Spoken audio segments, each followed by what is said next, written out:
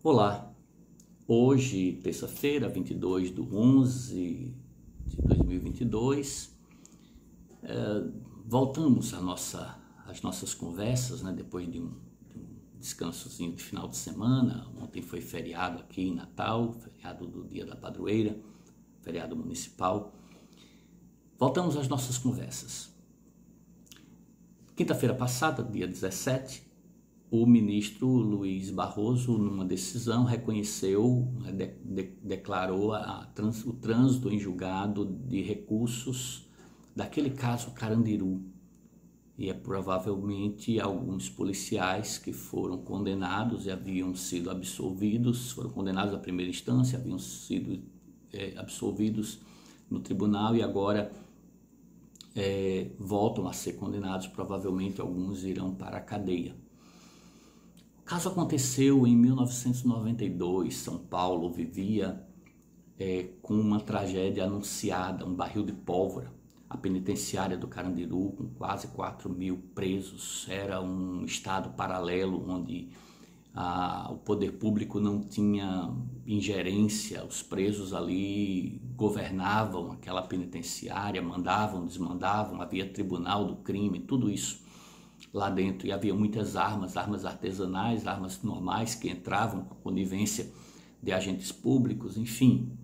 O Carandiru era um barril de pólvora prestes a explodir. E explodiu. Em 1992, numa rebelião, os presos tomaram o presídio, renderam os agentes públicos e o caos se instalou. Faziam reivindicações que não eram possíveis de ser atendidas. O Estado foi chamado para controlar aquela situação. Na época, o secretário de Justiça era Paulo Franco, o governador de São Paulo era Antônio Fleury Filho, que faleceu semana passada. E chamaram então o batalhão de choque, a tropa de choque, liderada pelo coronel Ubiratã Guimarães. A tropa se posicionou na frente do Carandiru, as famílias se desesperaram, já antevendo o que poderia acontecer caso a tropa entrasse e os presos resistissem. Ninguém sabia o que iria acontecer. E ali, depois de alguns dias de cerco, a ordem veio, e veio do secretário de Justiça, o Paulo Franco, que depois negou que recebeu essa ordem de Fleury, do governador, mas a gente sabe que isso não aconteceu. Impossível um secretário de Justiça dar uma ordem tão perigosa dessa sem a chancela do governador. E o coronel Ubiratã, seguindo ordem, né, numa obediência hierárquica, como determina lá, como preconiza o artigo 22 do Código Penal, uma ordem superior não manifestamente ilegal, porque não era ilegal, entra e resolve o problema. Essa era uma ordem. As consequências eram complicadas. O coronel Ubiratã ainda chamou a atenção do secretário de Justiça, dizendo aos meus homens: se entrarem, eu não posso responder pelo que acontecer lá dentro. Os presos estão armados e são em muito maior número. Se houver resistência, vai haver retorno e a coisa pode complicar. E a ordem foi: entra. E a tropa de choque entrou. E quando entrou para resolver o problema. E nessa situação, ninguém sabe o que aconteceu de fato lá dentro, porque uma coisa é você ouvir a história do lado de fora ou assistir pela televisão, outra coisa é estar lá dentro, no meio desse conflito. Os presos estavam armados, senão não teriam dominado o presídio. E eram em muito maior número. E resultado foi que 111 presos acabaram sendo mortos, muita gente ferida.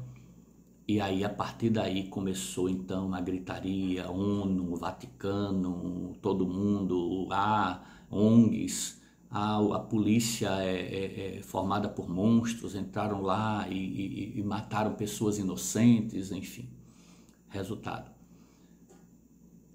o governador pulou fora, disse que não deu ordem nenhuma, né? É assim que funciona. O secretário de Justiça resistiu, depois confirmou que deu a ordem, que ele não podia se negar a isso, que a ordem foi realmente dele. Negou, porém, que a ordem tinha vindo do governador, o que a gente sabe que não é possível, né? A gente sabe que não é possível. E ele então disse que deu a ordem, mas que não era para que os policiais usassem o poder letal. Como não? Os policiais entram numa penitenciária com quase 4.000 pessoas armadas e vai fazer o quê? Vai rezar o Pai Nosso? A coisa aconteceu o que não deveria acontecer, mas era imprevisível. Aliás, era previsto que aconteceria.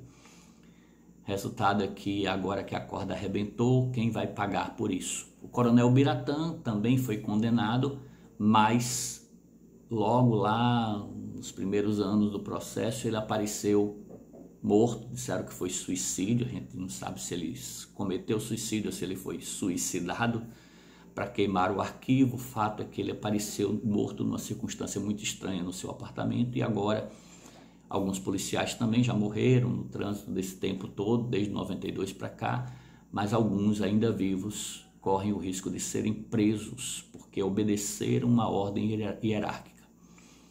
Bom, esse caso é interessante ser trazido agora à tona porque nós estamos vivendo momentos semelhantes, né? Há um barril de pólvora no país, essas manifestações, enfim, estão vindo as ordens superiores do STF, de governadores, vão, polícia, entra, vai, tira todo mundo da rua, baixa o cacete, tira filho dos pais, toma aí, recolhe as crianças, arranca do braço dos pais.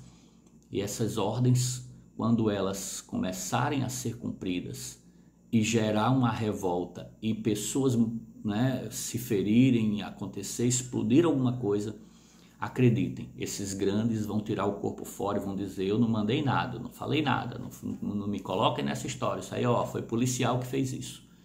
E serão os policiais que irão pagar o grande preço de terem obedecido uma ordem que, embora não manifestamente ilegal, como no caso do Carandiru, talvez essas de hoje sejam manifestamente ilegais, mas ao obedecerem essas ordens esdrúxulas, correm o risco de responderem futuramente pelo que acontecer.